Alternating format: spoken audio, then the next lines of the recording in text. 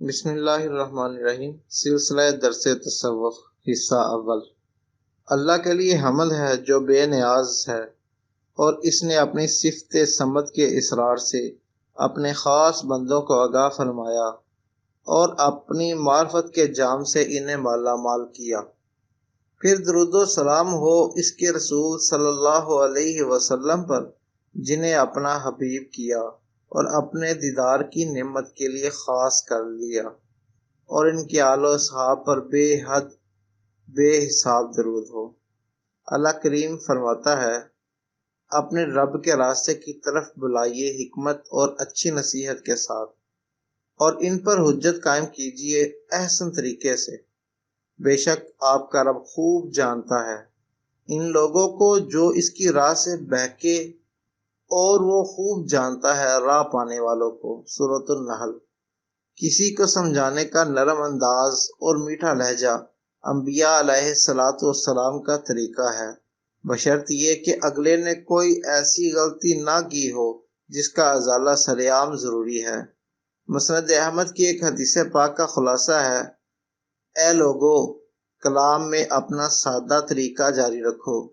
کلام میں لفاظی شیطان کی طرف سے ہوتی ہے، بے تکلف اور سادہ سادہ الفاظ میں سمجھانا چاہیے۔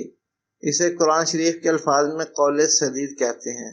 نبی کریم صلی اللہ علیہ وسلم نے حضرت علی کرم اللہ وجہہ کو دعا سکھائی، جس کا مطلب یہ ہے، اے اللہ، میں تجھ سے ہدایت اور سیدھا پن مانگتا ہوں۔ مسلم شریف کی حدیث۔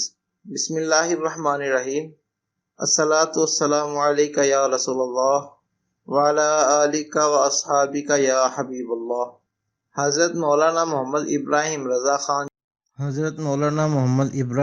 خان جیلانی میاں رحمۃ اللہ تعالی علیہ فرماتے ہیں کہ میں نے درود شریف کے یہ صیغے اللہ رب محمد صلی اللہ علیہ وسلم بعض تصانیف اور دلائل خیرات سے اخذ کیے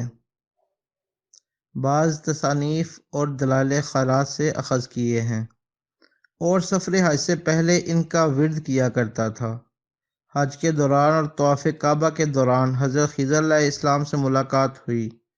انہوں نے میرے سر پر ہاتھ رکھا اور بلند آواز سے کہا، نحن عباد محمد صلی اللہ علیہ وسلم۔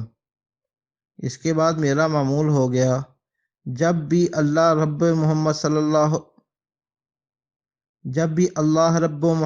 اللہ علیہ وسلم پڑھتا ہوں تو اس کے ساتھ نحن عباد محمد صلی اللہ علیہ وسلم پڑھتا ہوں۔